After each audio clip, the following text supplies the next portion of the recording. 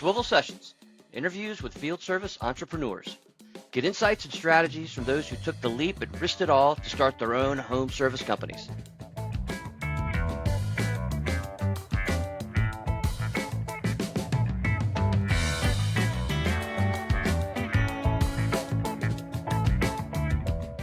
I love the interesting podcast that we have, and this was one of the best ones.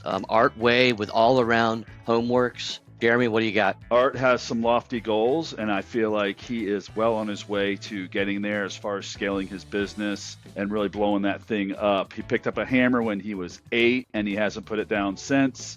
Art is the man. He's going to make it happen. Yeah. Never talked to someone that knew how to build a house at 8 years old. I mean, he's got a grandfather that was a carpenter, an uncle that was a carpenter. He started young. He learned quickly that he wanted to work for himself, and he took online courses to understand business a little bit better, and he's figuring it out. I mean, what did he say? The more I learn, the more I want to scale, and that's how you grow your company. So, Art Way with All Around Homeworks. Enjoy the show. Welcome to Swivl Sessions, where we dive into the world of field service entrepreneurship. Now, before we get into today's interview, let's introduce the host you'll be hearing from.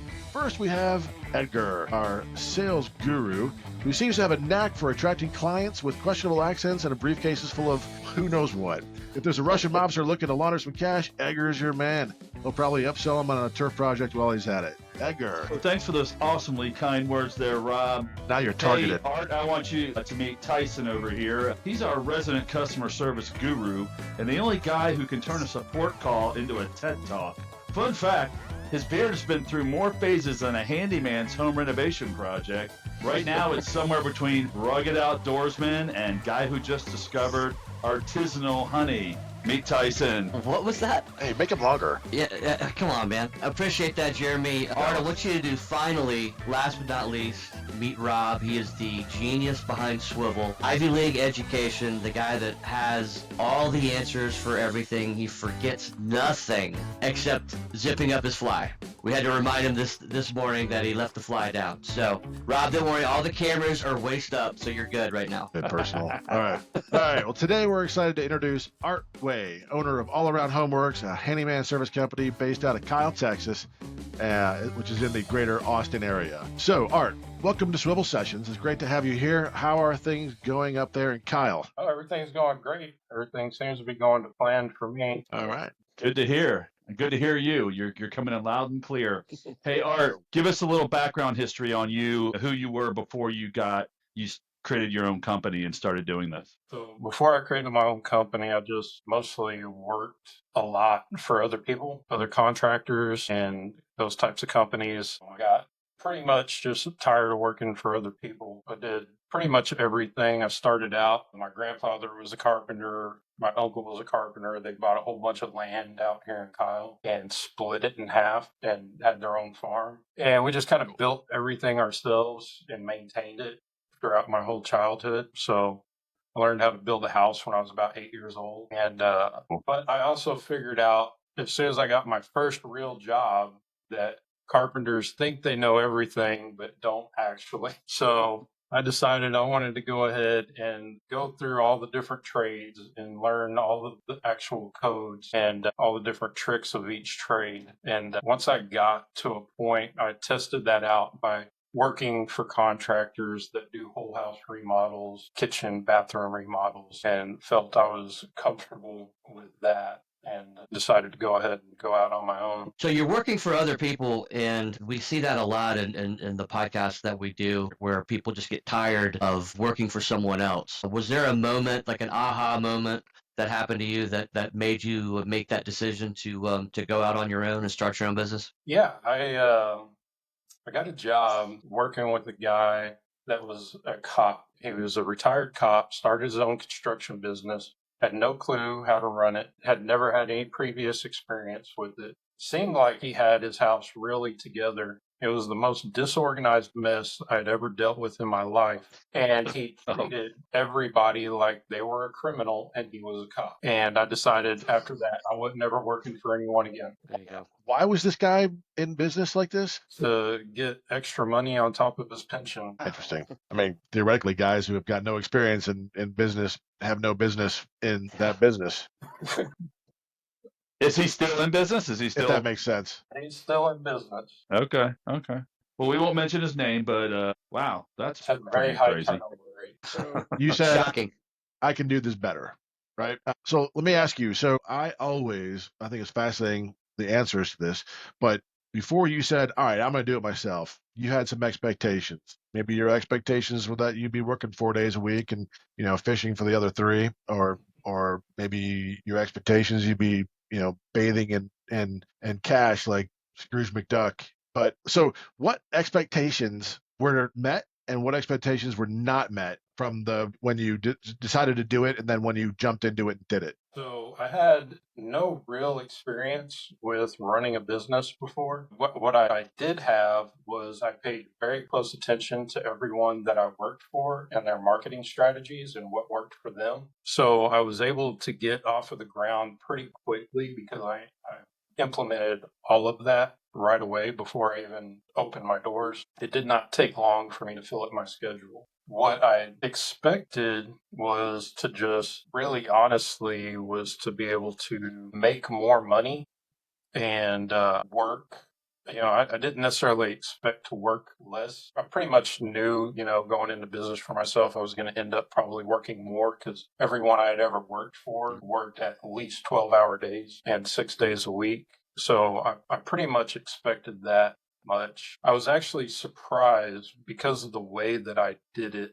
I started off on a model using cost plus rather than doing actual estimate bids. And so that made it a lot easier for me to just get jobs, schedule everything and do everything. I didn't have to spend a lot of time on paperwork, drawing up estimates. And so that did save a lot of time. But I think one of the things that surprised me the most is the amount of documentation that goes into running a business. Just everything that you have to do to keep it functional, to meet, FTC requirements, SEC requirements, something nobody seems to ever tell you, even when I looked into business coaching, was that you need to document like literally everything that goes into your marketing, sales, every single aspect, the amount of taxes that go into a business. There's a lot of stuff that I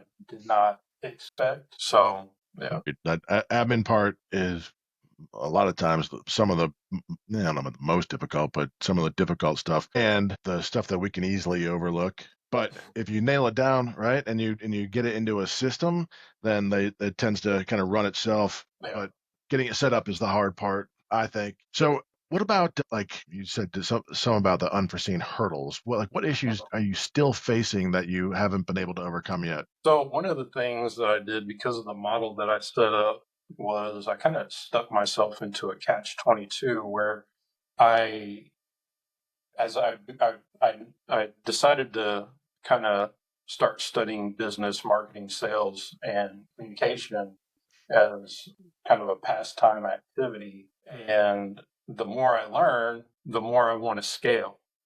But because of the cost plus, that kind of slowed that entire process down. So there was a mistake there that I didn't realize that I was making in setting myself up the way that I did to begin with. I was just excited to, be out on my own, do my own thing, and not have to answer to somebody that's going to blame me for their mistakes. And jumped right into that, and I quickly started to realize that even though I'm making more money, it's still really not enough to keep up with the market. And it's, there's I need to scale. And so I started working on that process. And that's pretty much where I'm at now, is working through How to scale. right, how to scale, how to do it without taking out a loan.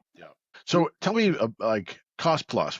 Define that for me, will you? So cost plus is pretty much like the cost of materials plus labor. And then you charge enough for labor to cover your overhead and your operating expenses. And that differs. I mean, so you were saying you did that and that was good, but then you suggested that that was kind of holding you back from scaling. Yeah, because there's only so much that you can charge for labor without losing work. Because when you charge for labor, you're charging by the hour, and the average is $75 to $150 an hour. You get on a job site, and some of these jobs, that if you're trying to scale, you got to be able to hire people, right? You got to be able to pay them before you get paid, right? Yep. And so that's where doing an actual estimate and bid comes in, so that you can charge enough and get enough of a down payment up front that you can get your people in and be able to pay them as you go. Yeah. I mean, see, we're hitting on cash flow. That's kind of the issue we're saying, right? So yeah, so you're getting paid. So do you often get paid? Are you looking for a deposit to begin with, and then you're getting paid upon completion, or are you doing it in terms? So I actually read a book. I can't remember the name of it off the top of my head, by a guy that seemed to really know the industry really well. Third generation contractor, does a lot of arbitration and does a whole bunch of stuff. But he wrote a series of books on how to do estimating, how to do your taxes and your bookkeeping, how to do your sales, and how to basically run your business. And that's where I started to get into really learning the ins and outs of that whole strategy. And so what he suggested was a 10% deposit up front, start the demolition. At the end of the demolition, get a 40% payment for materials and labor. And then you separate the job into quarters. So basically, after you get that 40%, then you have a set time where they pay 20%, and then another set time for another 20%. And then at the end of the job, all that's left is a 10% payout. Right. So, and that usually probably gets paid in 30 days. And it's supposed to, depending on how you write your contract, if you write your contract right, It should be paid as soon as you complete the job before you walk off site. Okay. Right.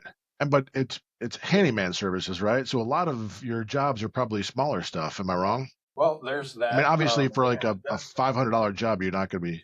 Yeah. Sorry. Right. So that's yeah, most jobs are, handyman services. Right now I'm trying to get that into its own area and make a entire division for like whole house, bathroom and kitchen remodeling. That general contracting type of work. So I'll keep the handyman thing over here, but have the general contracting thing over here. And that's what I'm working on right now, trying to get that. I think that handyman service will be a great lead gen for the renovation division, right? Yes. Yeah, that makes a lot of sense. And it's a good way to keep, once I have a full team of in-house people, it's a good way to keep them busy while the subcontractors are doing their thing. And I think it's a great strategy because you can extract a lot of value out of those small jobs. I know I grew a business. It was a plumbing business, and I loved the small jobs because A, you can diversify the risk, right? But B, you're developing relationships with people who call you back or companies that call you back with the bigger jobs where you kill it. Right. So I think it's a great strategy to do that. Yeah. So, hats off to you. I think I like the growth aspect, and I like the overall strategy. And these guys, I have to tell you, I'm a big fan of cost plus. If you know your costs, and it's only way you know how much money you're making, right? Like, I don't want to hog the entire time, but when you do your cost plus pricing, so you're looking at an estimate and you're saying, this is going to cost me X amount, and then you're putting your markups on different segments, I would assume. Or maybe you put a markup on the entire thing. And is that how you do it? Or do you split it up into segments? Pretty much the markup goes into the labor. So the cost of the material. Markup materials? No. So it's the cost of materials plus the price of the labor, and labor to pick up materials goes into labor as well. So that way I'm not marking up the cost of the material, because that's usually where you get to an argument with clients is, why are you charging so much for material, all that. So instead I just flat out charge labor to go pick up the materials and then mark up the labor. All right. I always found materials can be transparent so they can look online and see it, but with enough volume too, you get discounts from your suppliers and you can mark it up off of that retail price and get a decent markup. But I always found that there was a lot less, call it elasticity in materials than in labor. So they'll be pissed off if you're charging $200 an hour for labor because they can easily find someone else is doing it. But they have a hard time with, if you're listing out all the stuff like, nuts, bolts, and I used to mark it up a whole bunch because they just wouldn't nitpick. Maybe you pick a few items that they'd obviously take a look at and try to find out what the price was. But I always found that materials were a lot more elastic. And what about equipment? Do you charge for equipment? Well, it depends on what the equipment is. General tools, basic tools that you would normally have. Yeah, hand tools. Yeah. That's part of the labor markup, but anything that requires like a major specialty tool that has to be rented, that gets charged for. One of the things I do also is some of the smaller, I like to get my customers involved in the process so that they're invested into it a little bit, and they seem to like that as well.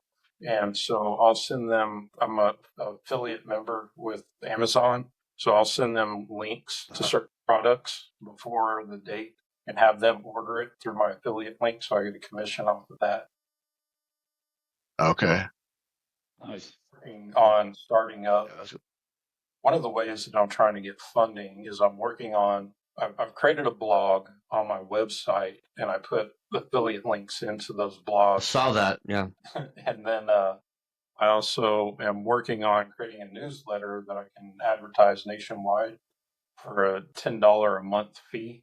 Just kind of giving people an idea of like, this is what you need to do to maintain your home so that you don't have a giant cost for repairs later. Here's some ideas you can do to really lift the feel of your living room or your bedroom or whatever, things like that. So it's a monthly newsletter for $10 a month that I can advertise nationwide. As someone that just had a flood, Art, I looked at your blog on do-it-yourself flooring that you had there. So that was very good. I saw that you had 4 or 5 of them up there, so that they look really good. Yeah, thank you. Art, when did you start All Around Homeworks?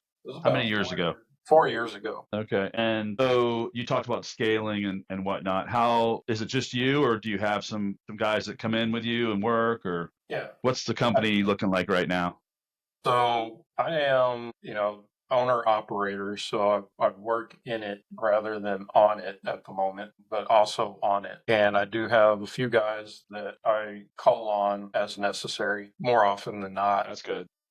And they're subs. They have, some of them have jobs, and their jobs let them take days off to come work with me. Some of them, they just pick up their own work, and then I fill in the gaps. And some of them I try to keep busy as much as possible. There you go. And then where do you find your customers currently? Is it just word of mouth at this point, or are you doing a little marketing, or it's just, how's that going along? A lot of it is word of mouth. When I first started advertising, it went so well that I advertised for about 2 months. My calendar completely filled up within about 2 weeks, and I have been at minimum 2 weeks out for ever since. The furthest I've been booked out was about 3 months, but I'd say I only have to advertise for about 2 weeks, somewhere around this time of year, and then I have to advertise again for about 2 weeks, just right around October, September area.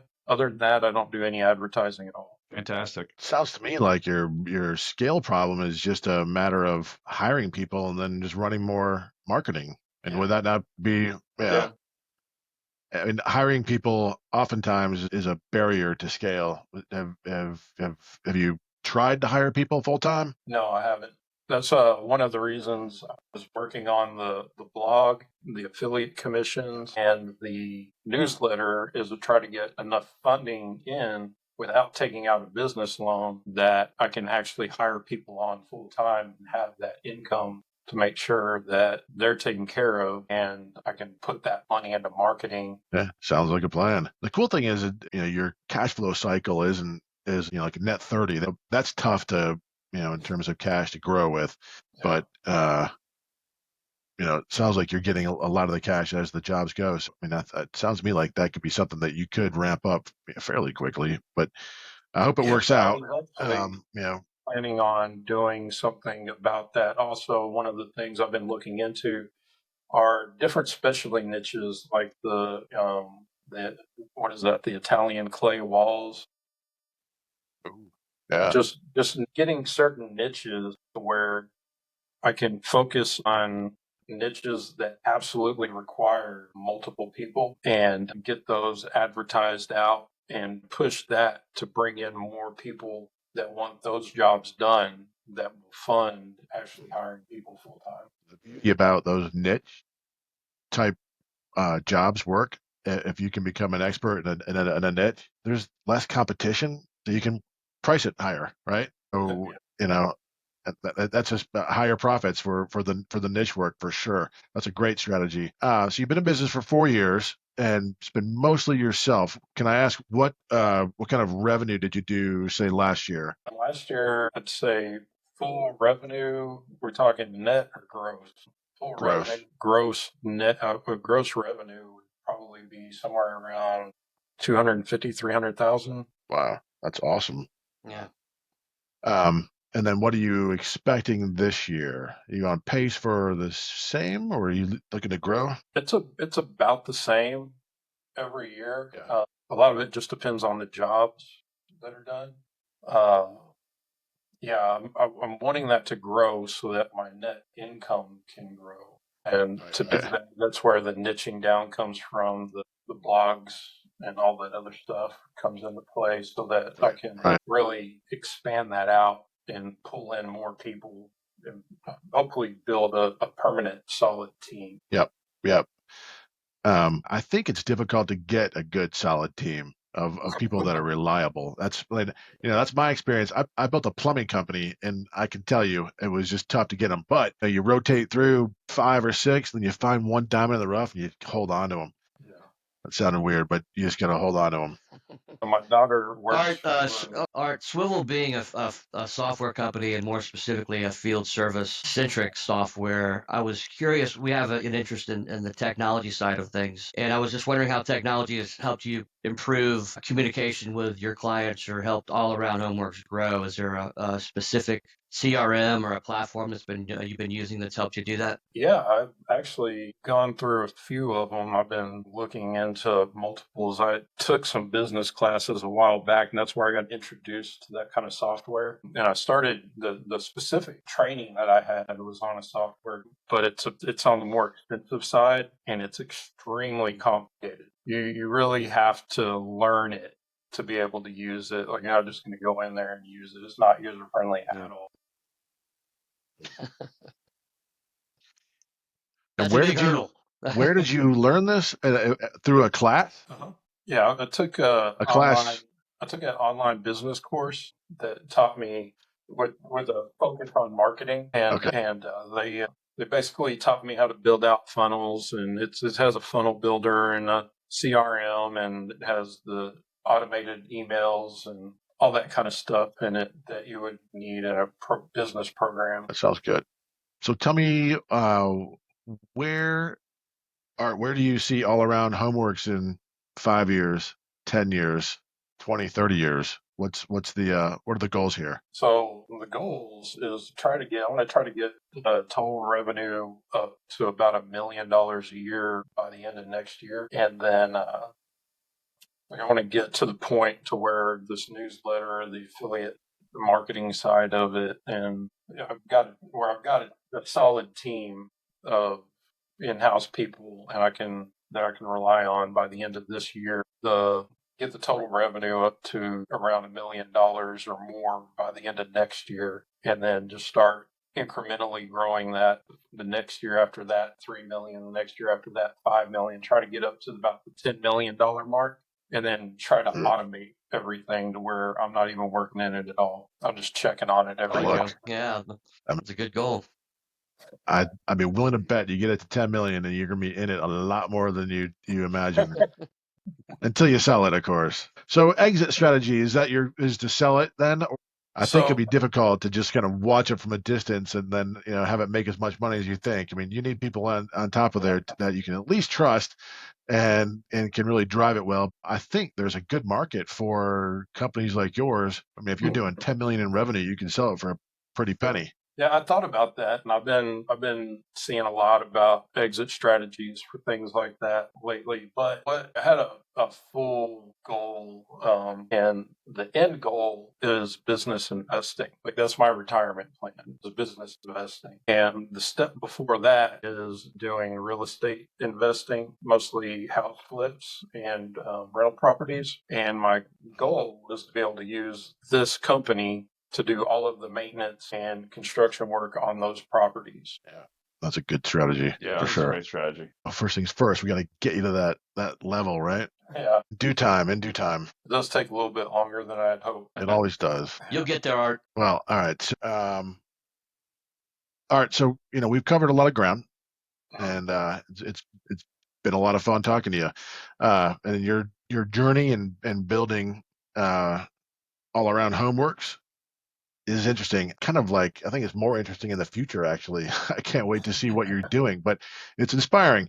The insights that you shared about starting your business and I've never met anyone who could build a home when they were 8 years old, but now I have, right? First. Yeah. I mean, we all have different kinds of education, and yours is in the good stuff. The cool thing is the future, never can they automate what you're doing. And that, like, this kind of business is going to be around forever. So, navigating the challenges of the field service industry like you have is, thumbs up, hats off, and I'm sure you're going to do well in the future. Before we wrap it up, this is a podcast for entrepreneurs by entrepreneurs. Is there anything that you would want this audience to take away? Perhaps some final advice for those who are looking to follow in your entrepreneurial footsteps. What are your thoughts? Yeah, I would definitely, before you actually start looking into what it actually takes to run a business and set it up with that in mind from the start. Don't get yourself cornered up into a catch-22 to where you finally realize you need to scale and you're not able to. You can start out, if you start it right, you can start it out to where you're automatically scaling from the get-go. Right. Fantastic. That's good. It's a very good point. Yeah. I think the way most businesses fail is cash flow. It's tough to understand it unless you have a finance background, but we do learn through trial and error, and I think you have. So thanks so much for sharing your journey and insights with us today. We really appreciate you taking time to speak with us. Your story will undoubtedly resonate with aspiring entrepreneurs and inspire them to pursue their own path. Thanks, Art. Yeah, absolutely. It's an incredibly enlightening conversation, and a huge thank you to Art for sharing the valuable insights and stories. It's great to see how much hard work, passion, and dedication that you put into building all around homeworks. You definitely have a true entrepreneurial spirit. And for all of you who are watching or listening, if you're in the greater Kyle, Austin, Texas area, and are in need of some handyman services, make sure to reach out to Art at All Around Homeworks. You can find their contact information right here on the screen. Put your finger up, Art. And there you go, right there. Believe me, you can trust you're working with a true, reliable expert in the field. So once again, thank you, Art, for being here with us on Swivl Sessions. Thanks, Art. Thanks, Art. Thanks for having me. That's a wrap. Thanks for listening or watching.